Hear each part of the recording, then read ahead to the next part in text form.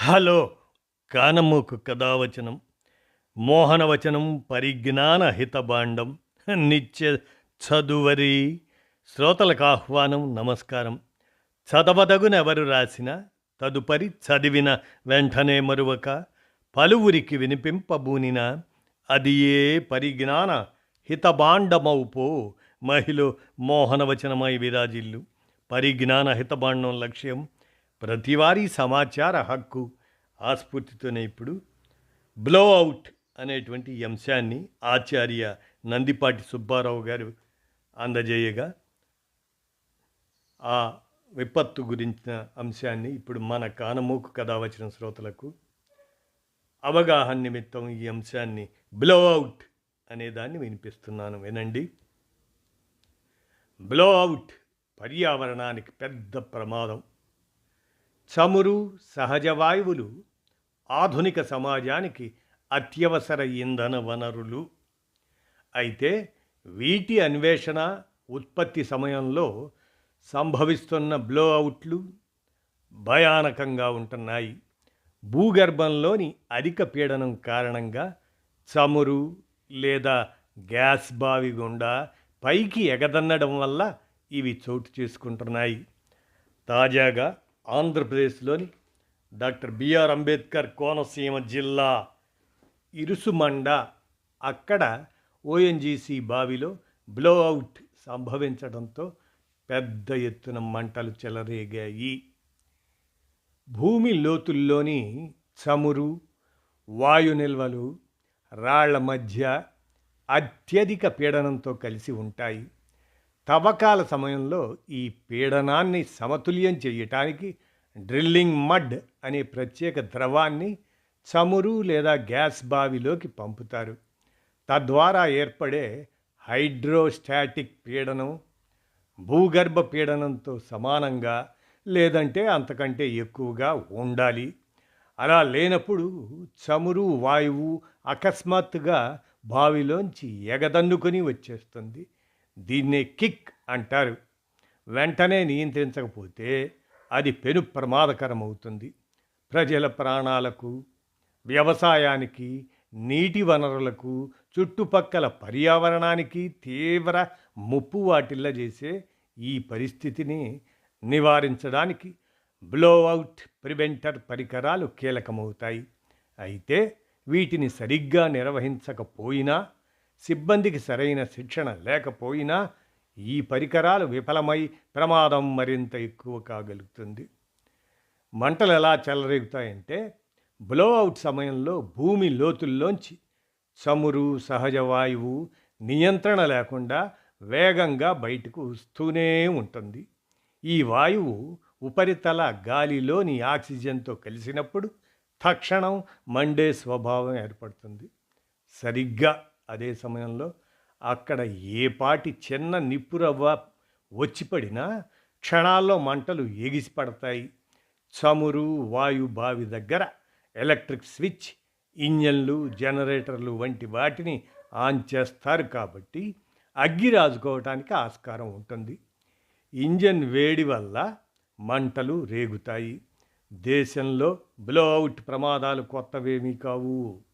1995 జనవరిలో ఉమ్మడి తూర్పుగోదావరి జిల్లా పాసర్లపూడి ప్రాంతంలో చోటు చేసుకున్న బ్లోఅవుట్ను నేటికీ స్థానికులు గుర్తు చేసుకుంటారు. అక్కడి చమురు గ్యాస్ బావిలో తలెత్తిన మంటలు సుమారు 65 రోజుల పాటు కొనసాగాయి. 2020 జూన్లో అస్సాంలోని తిన్సుకియా జిల్లాలో ఏర్పడిన గ్యాస్ బావి ఆ బ్లోఅవుట్ దేశవ్యాప్తంగా చర్చకు దారితీసింది.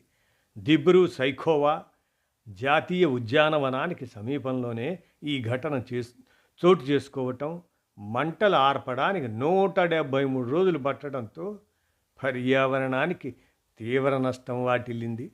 దేశంలో సుదీర్ఘకాలం కొనసాగిన బ్లోఅవుట్ అదే.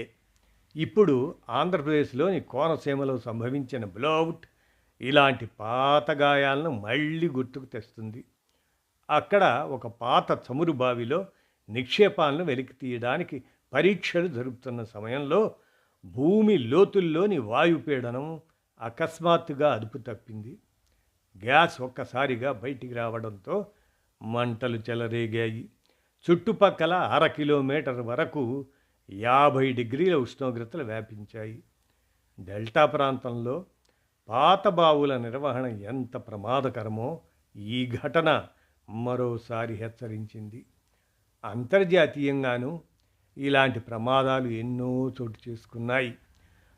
2010లో మెక్సికోలో అక్కడ ఒక గల్ఫ్లో జరిగిన డీప్ వాటర్ హరైజాన్ బ్లోఅవుట్ అత్యంత భయానక పరిస్థితులను సృష్టించింది. బ్లోఅవుట్ ప్రివెంటర్ విఫలమవటంతో కోట్ల లీటర్ల చమురు సముద్రంలో కలిసిపోయి అక్కడి జీవావరణ వ్యవస్థ దారుణంగా దెబ్బతినిపోయింది. ఎంతోమంది ప్రాణాలు కోల్పోయారు. కొంతకాలంగా చమురు, సహజ వాయు అన్వేషణ లోతైన అధిక పీడనం కలిగిన భౌగోళిక ప్రాంతాల వైపు విస్తరిస్తుండటంతో బ్లోఅవుట్ ప్రమాదాలు పెరుగుతున్నాయి. పాత బావుల్లో మరమ్మతులు చేపట్టడం వంటివి ఈ ముప్పును పెంచుతున్నాయి.